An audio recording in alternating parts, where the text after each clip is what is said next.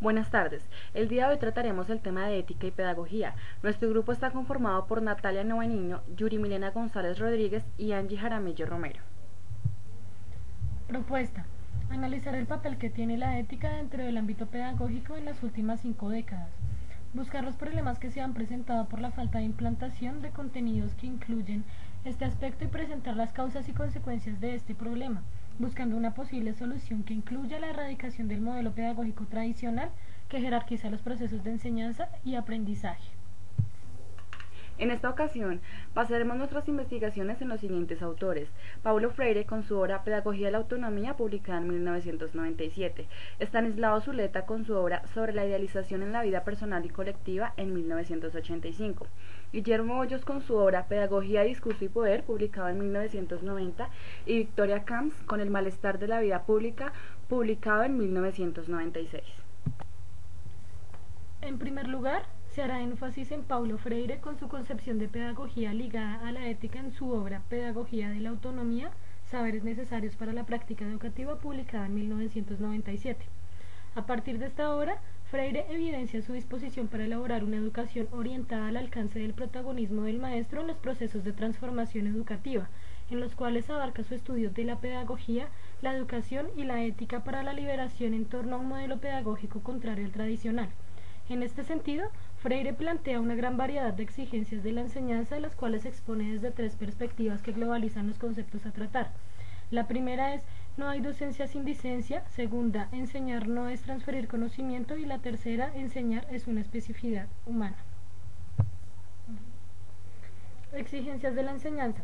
Es importante tener en cuenta la formación docente junto a la reflexión sobre la práctica educativa progresista en favor de la autonomía del ser de los educandos, incorporando el análisis de los saberes fundamentales para la praxis pedagógica.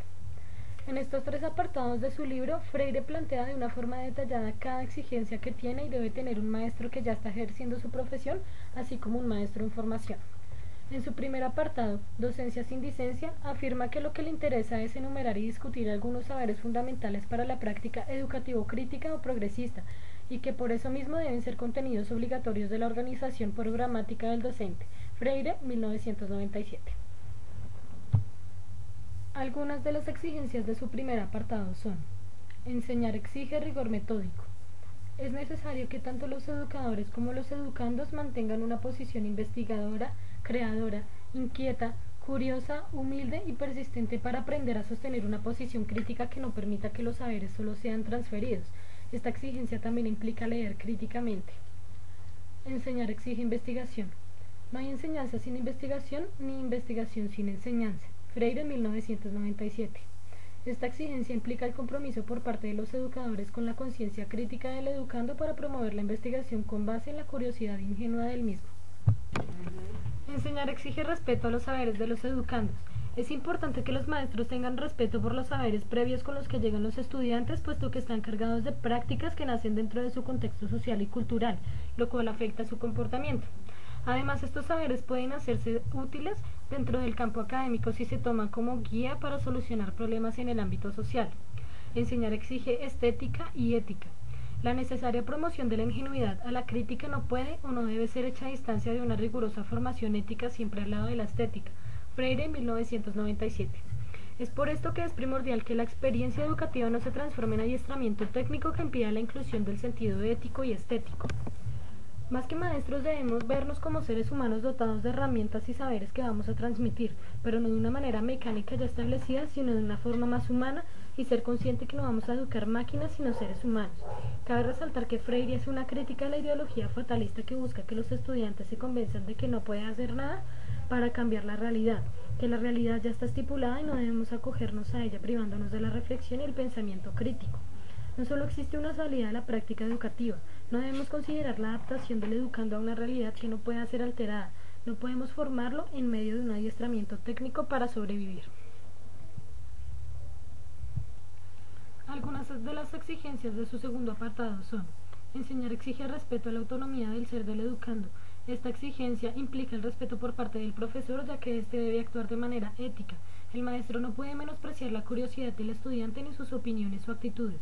No puede minimizarlo, ya que dentro de su praxis puede llegar a ahogar la libertad del estudiante. Enseñar exige humildad, tolerancia y lucha en defensa de los derechos de los educadores. El docente no puede ser indiferente respecto a los problemas que rodean el ámbito académico, por ejemplo, los salarios inmorales. La lucha por sus derechos es un momento importante de su práctica ética como profesor. Algunas de las exigencias de su tercer apartado son: enseñar exige compromiso. La práctica educativa exige responsabilidad y es importante que el maestro sea consecuente con lo que dice y con lo que hace para dar buen ejemplo a sus estudiantes y se comprometa con su labor docente. Estanislao Zuleta. Como se mencionó anteriormente, la obra sobre la cual nos basamos se denomina Sobre la idealización en la vida personal y colectiva, publicada en 1985. Estanislao Zuleta fue considerado el primer pensador moderno de Colombia, ya que asumió el riesgo de pensar por sí mismo y sacar sus propias conclusiones a partir de la vasta cultura obtenida a través de la lectura y el diálogo. Aseguró que la escuela se equivocaba, pues ésta valoraba más la memoria que la invención, más la repetición que la creación y mucho más la obediencia que la iniciativa. Estanislao Zuleta siempre sintió que la escuela se equivocaba al fragmentar el universo en disciplinas aisladas, que no es posible pensar en la historia sin la geografía, el álgebra sin la filosofía y la economía sin el derecho y la ética. Por otro lado, en su obra profundiza sus ideales pedagógicos desde una perspectiva filosófica, donde señala que el maestro debe enseñar a pensar y promover en los estudiantes un pensamiento crítico y reflexivo al contexto político, social y cultural en el que éste se encuentre.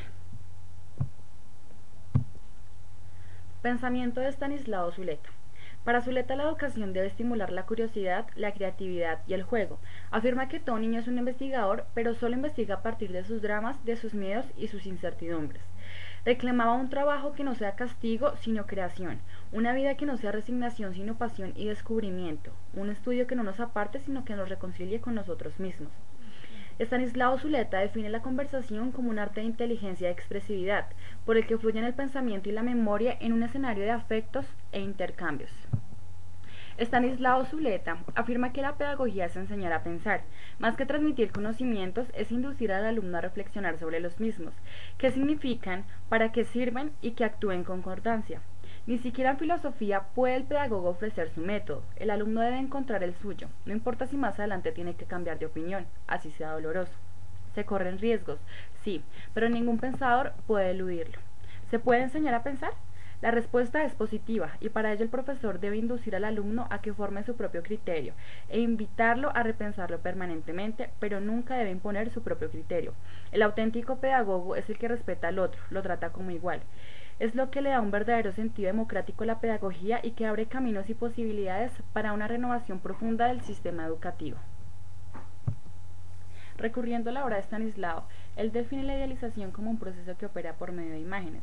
Es como si todos dispusiéramos de un gran álbum de recuerdos que, guiados por nuestros estados de ánimo, saltasen sobre un objeto determinado para capturar su esencia, cuando lo que realmente ocurre es que proyectamos sobre este nuestras imágenes, es decir, recuerdos. A menudo en la escuela, ante conductas poco tolerantes, como lo es que un estudiante golpea a un compañero, solemos recurrir a las imágenes de otros casos similares que ya han sido categorizados, para así saber cómo responder y nombrar al que aparece ante nuestros ojos. Pero lo que realmente ocurre es que nos ahorramos el poder corrector del pensamiento, que no se conforma con atender a categorías ya establecidas, sino que busca acercarse a la complejidad del hecho. ¿Cuáles son las razones que le motivaron a la agresión física? ¿Cómo son las relaciones que sostiene con los miembros de su familia y cómo influye esto en su relación con otras personas? ¿Cómo influye el barrio en el que vive en la convivencia con otros? La imagen tiene una gran relevancia en nuestras vidas, es así como surge lo que se ha denominado oferta de idealización. Un claro ejemplo es la iglesia. Estos movimientos aparecen encarnados en quienes hablan en nombre de Dios y en aquellos fieles de corazón que reciben esta revelación. Resulta curioso además la necesidad de un público creyente para los primeros y la fe e identificación que guardan los segundos con estos profetas. Es también curioso cómo estos dos parecen haber llegado feliz al acuerdo de renunciar a pensar, es decir, a todo lo que el pensamiento tiene de crítica, angustia, imprevisibilidad y riesgo para nuestra propia vida, porque resulta más fácil inclinarse ante esta verdad absoluta y compartida, pese a que resulte demasiado incomprensible. Básicamente, estos dos autores hacen referencia a la relación de educación, ética y cultura por medio de una propuesta pedagógica que busca la transformación del individuo en relación a su realidad social. Así pues, basan sus teorías en la interacción de educación y enseñanza con la participación del maestro y los estudiantes como agentes abiertos al cambio, fomentando el interés y el pensamiento crítico y la práctica de valores que permiten que una sociedad se desarrolle en su plenitud. Otro de los autores es Guillermo Hoyos. Para este tomaremos su obra Pedagogía, Ética y Poder y dos de sus ensayos.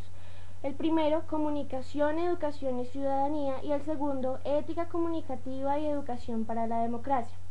Una de las principales bases para Guillermo Hoyos es una educación que respalde la construcción de una sociedad en donde las personas la consoliden mediante los principios de orden y justicia, siendo la cooperación y la convivencia los ejes que garanticen el ejercicio de la democracia y la paz. Además, postula la importancia de las humanidades en la conformación de una sociedad y lo esencial que es el aplicarlas y enseñarlas en la escuela. La exclusión de estas podría ser punto fundamental en que la construcción de la democracia o su permanencia decaiga. En cuanto a lo anterior, Hoyos dice: de todas formas, una educación comprensiva, reflexiva y dialogal en valores prepara mejor no solo por sus contenidos, sino sobre todo por sus procedimientos comunicativos para una sociedad civil que aspira a ir superando el autoritarismo, la intolerancia y la frivolidad, gracias a un mayor compromiso y a más pluralismo en la participación política y en las realizaciones de una democracia cuya eticidad signifique más justicia, más equidad y mayor solidaridad. Por otra parte, una de las críticas claves que hace este filósofo a la educación es la prioridad por parte del Estado de formar estudiantes enfocados en el crecimiento económico, dejando de lado la formación ciudadana de estos y evadiendo la responsabilidad de crear personas con pensamiento crítico, sin la capacidad ni el interés de transformar una sociedad dictadora en pro de una escuela formadora de personas desinteresadas por establecer un cambio al sistema político. En la anterior cita, Hoyos nos dice la importancia de una educación en la que no solo los contenidos académicos sean completos, sino que por el contrario se implante en los estudiantes el sentido crítico reflexivo ante su contexto, creando seres participativos y activos en una sociedad necesitada de un cambio. En cuanto a Victoria Camps, se tomó como base el capítulo 3 del libro El malestar de la vida pública. En este capítulo, Camps desarrolla su postura respecto a la educación para la libertad y afirma que educar no solo se refiere a la parte cuantitativa, no se trata de crear más escuelas, sino formar personas con más conciencia y transmitir una cultura. Manifiesta también que como maestro se debe ejercer autoridad, ya que se posee la capacidad de enseñar saberes y conductas que hace posible la democracia y la convivencia. A su vez, es importante resaltar que ejercer la autoridad también implica limitar el pluralismo tanto en las sociedades como en la educación. Asimismo, educar para la libertad debe ser el ideal del sistema educativo, ya que el objeto es transmitir conocimientos que actúen en pro de la interacción social y de la realización de los sujetos como seres autónomos. Básicamente, el problema radica en que el liberalismo político da poca importancia a la autonomía del individuo, centrándose solo en lo colectivo. Por otro lado, los límites de la libertad se basan en los juicios de valor. Sin duda, para Victoria Camps, estos juicios de valor se deben transmitir e inculcar por medio de la educación. De esta manera, cada individuo tendría una base moral para su actuar. Sin embargo, Camps nos plantea 4 prejuicios que las sociedades han creado y que han impedido la transmisión y apropiación de los valores morales por medio de la educación. Primero, debido a la secularización de la educación, se estableció que la escuela debe ser neutra y no debe aportar ningún tipo de ideologías. Solo debe limitarse a enseñar a los estudiantes lo que el sistema considera necesario para vivir en sociedad. Segundo, la tendencia del liberalismo ha limitado notoriamente el sentido de la autoridad en la educación, de ahí que los alumnos no deben ser educados con represiones ni traumas. Tercero, la educación según los ideales de izquierda supone que más que cambiar los sujetos debe cambiar el sistema, refiriéndose a lo económico, moral, político y social. Cuarto, debido a las concepciones de la sociedad, los juicios de valor se reducen a simples expresiones de voluntad y poder. En última instancia, Victoria Camps hace énfasis en la educación que se centra para la mecanización, tomando como ejemplo a España, pero aclara que no es solo en este país en donde se presentan este tipo de problemas en la educación.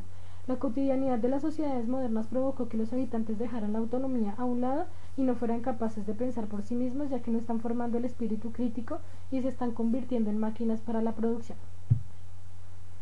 A continuación presentaremos la producción de nuestro trabajo de campo, la cual consta de la entrevista hecha a la profesora Luz Helena León y las anécdotas tomadas de la página del Instituto para la Investigación Educativa y el Desarrollo Pedagógico, IDEP.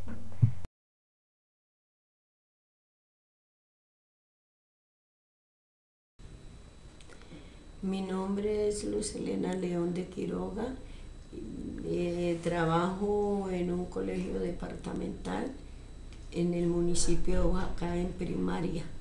y tengo 44 años de experiencia laboral. ¿En qué se ha especializado?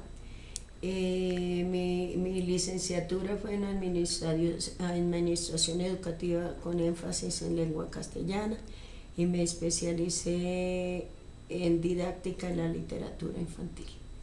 Bueno, entonces vamos a comenzar con las preguntas. ¿Qué piensas sobre la ética en la pedagogía?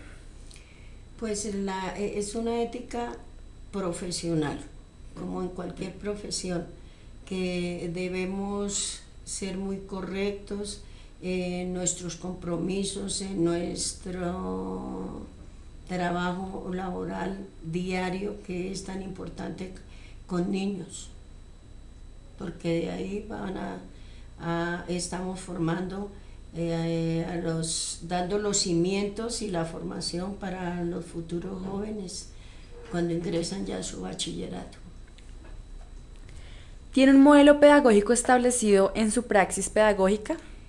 En mi colegio el modelo pedagógico se llama pedagogía transformadora, que consiste primero que todo en ese cambio de actitud, de mentalidad del docente, de dejar a un lado todo lo tradicional y enmarcarnos como en las innovaciones, en las cosas nuevas que mejoren toda nuestra pedagogía. ¿Hace que el contenido tratado en clase tenga relación con la realidad o solo se dedica a dictar clase? No, los contenidos tienen que ir de acuerdo también al contexto, al curso, a los años, a la edad de los estudiantes, y no solo estar sujetos a llenarlos de contenido, sino también que tienen que ir de acuerdo a las necesidades del entorno, a las necesidades familiares. ¿Qué posición toma cuando un colegio es estricto en su plan curricular? Es decir, que el maestro no puede poner en práctica su modo de enseñar por no ir en contra de lo establecido. Pues ahí juega un papel muy importante la autonomía que tiene el docente para dictar sus clases, para buscar el modelo o el método que se adapte a la clase, al curso, a la edad de los estudiantes y al entorno. ¿Qué opina de la situación actual de la educación en el país? Pues que estamos en un momento de avances de la tecnología, pero que también se presentan muchos inconvenientes porque se ha dejado de lado como la formación en valores y de buenos principios. ¿Cómo considera la implantación de la tecnología en las prácticas docentes? La tecnología es importantísima y es una herramienta fundamental para los nuevos adelantos científicos y para infundir también el conocimiento, pero esta tecnología tiene que estar orientada y acompañada por el docente en su casa para no desviarlos a cosas indebidas y a propósitos a veces incorrectos. ¿Qué nivel de relevancia tiene la participación del estudiante en su clase? ¿Qué tan en cuenta tiene los aportes del mismo? Bueno, el estudiante es importantísimo porque primero es el centro de la institución, es el centro de un aprendizaje. Entonces hay que tenerlo en cuenta en sus aportes, en sus preguntas, y que ellos tienen muchas cosas buenas también que enseñarle al maestro, y que ahora con la participación en el gobierno escolar, el muchacho ahora tiene mucha participación. Bueno, entonces, hablando un poco de Estanislao Zuleta, que es un gran autor en el campo de la pedagogía, él tiene un texto que se llama sobre la idealización en la vida social y colectiva, en donde se refiere a la idealización como un proceso que opera por medio de imágenes, es decir, relaciona un acontecimiento actual con una experiencia ya vivida y dependiendo de la misma, actúa. Entonces el caso más particular que se presenta se da a diario en las escuelas, que es el de la agresión entre los estudiantes. Cuando esto ocurre, usted como docente se dedica solamente a actuar en pro de una situación que ya pasó para, decirlo así, reaccionar de la mejor manera, o se dedica a indagar y se preocupa más que todo por indagar a causa de dicho conflicto, o sea, los antecedentes y demás cosas que se presentan. Pues cuando se presentan esas situaciones, uno tiene que ir como a investigar y conocer la vida del estudiante, la vida familiar, el entorno donde él se mueve diariamente, cuál es la situación del niño, porque hay tantos niños que les toca trabajar, tantos niños que no tienen una familia nuclear, que es la normal, sino que familias muy disfuncionales que o tienen papá y madrastra, o viven con un tío, o viven con otras personas, pero no tienen una. Entonces investigar cuál es su situación, por qué obra así, qué le pasa, cómo vive, hasta cómo se alimenta, y después de eso sí, como hacerle el seguimiento al muchacho y brindarle las herramientas de ayuda antes de irlo a castigar o de ponerle una sanción. Y por eso en las instituciones está el comité de convivencia, que es el que viene a ayudar en unión con el de bienestar estudiantil para ayudar al estudiante a que supere todas estas dificultades. Bueno, muchas gracias. Bueno.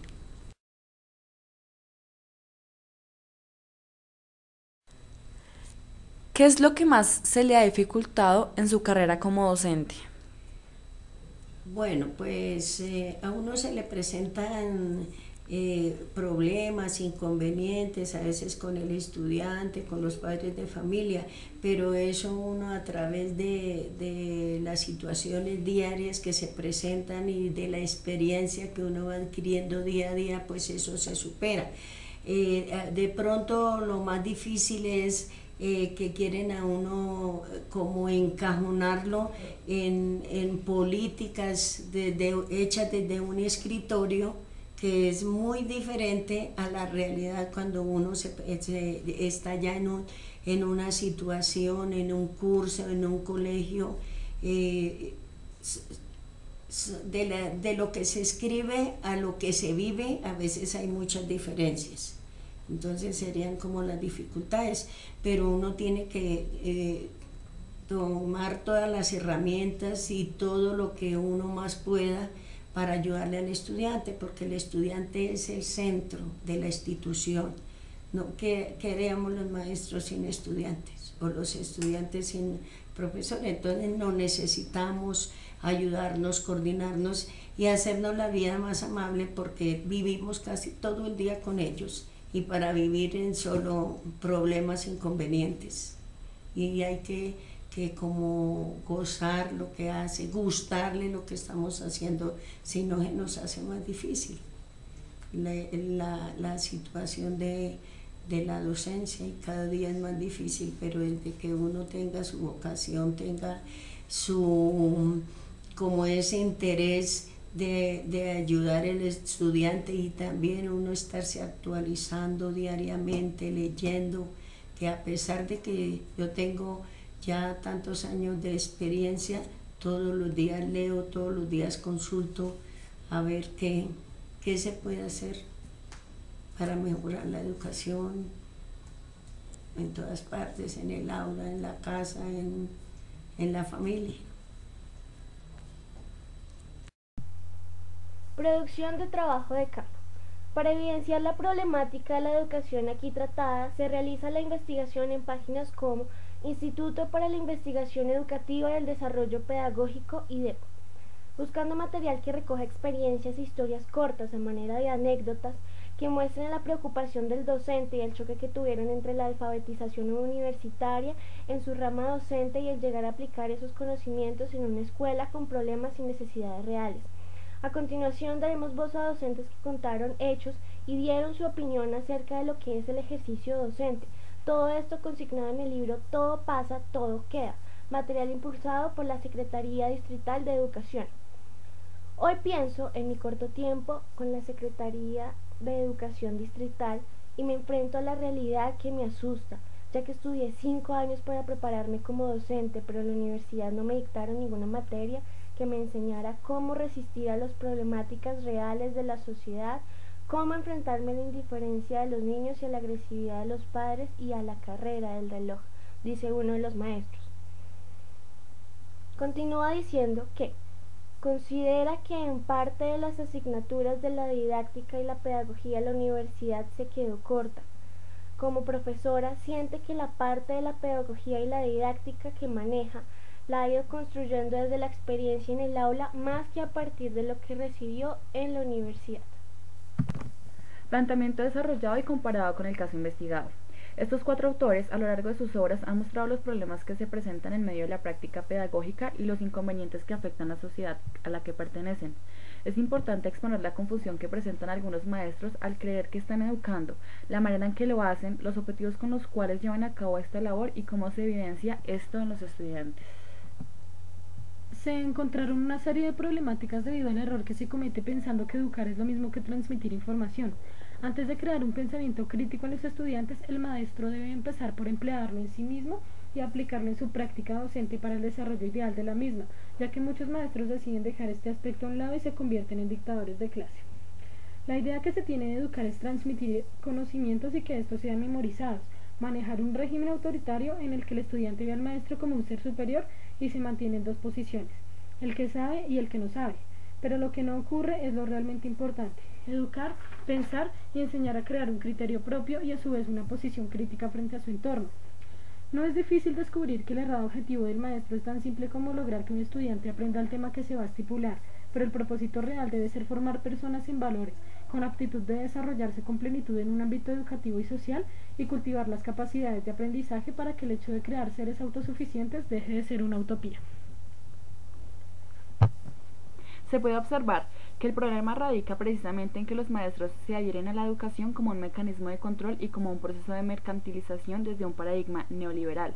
Se contempla la educación como una herramienta funcional del Estado para mantener un orden de riqueza desigual en el beneficio de pocas personas, sin darle importancia a las desgracias que el resto de la comunidad debe asumir en su diario vivir.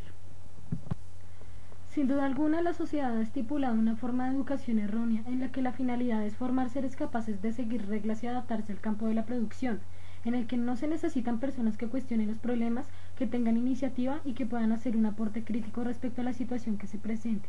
Se comprende que lo importante es romper el paradigma de lo que la sociedad entiende por educación y enseñanza.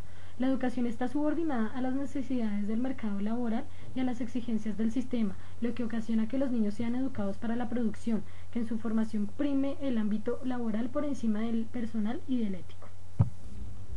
Cabe señalar que en la actualidad a los estudiantes no se les permite tener un pensamiento crítico respecto de sí mismos, de los problemas sociales y de los temas que se tocan dentro y fuera del aula de clase. Es por ello que se evidencia la falta de interés que los estudiantes presentan, porque los maestros no convierten los conocimientos eruditos en conocimientos enseñables, lo que ocasiona que solo retengan la mayoría de información que se les brinda a corto plazo y consideran que lo que aprenden no les va a servir para el desarrollo de su vida personal, social y cultural. La enseñanza debe ser enriquecedora tanto para el estudiante como para el maestro y debe dar la plena seguridad de que lo que se va a aprender pueda ser de utilidad de una u otra manera en la vida cotidiana. Para el tipo de sociedad en el que vivimos, no es conveniente brindar una educación en la que se le permita a los estudiantes cuestionarse, preguntar, manejar autonomía y desarrollar el pensamiento crítico, puesto que llegarían incluso a convertirse en un peligro para la sociedad. Un hombre que pueda pensar por sí mismo y que muestre interés por el conocimiento y la investigación es un hombre mucho menos manipulable. Como si fuera poco, la situación que presenta el país a nivel educativo es pésima. Es evidente que el maestro colombiano no posee recursos ni emplea didácticas para enseñar de una manera más efectiva. No tiene interés por las aspiraciones de los estudiantes. Pierde la vocación convirtiendo el concepto de educación en algo más superficial, que como es visto está afectando en gran manera el desarrollo ideal de las instituciones y el gran compromiso que abarca el ser maestro. Cierto es que no se presentan esquemas innovadores que puedan ofrecer nuevas perspectivas educativas y nuevos horizontes para la formación. A pesar del esfuerzo que han hecho pocos maestros por cambiar esta idea que la mayoría emplea sobre el hecho de educar, es muy difícil tener un resultado favorable. También es cierto que la mayoría de los maestros emplean un modelo pedagógico tradicional, el cual presenta muchas desventajas ya que suprime la creatividad del estudiante, el espíritu crítico. Este se convierte en un sujeto pasivo con poca iniciativa y escaso interés personal.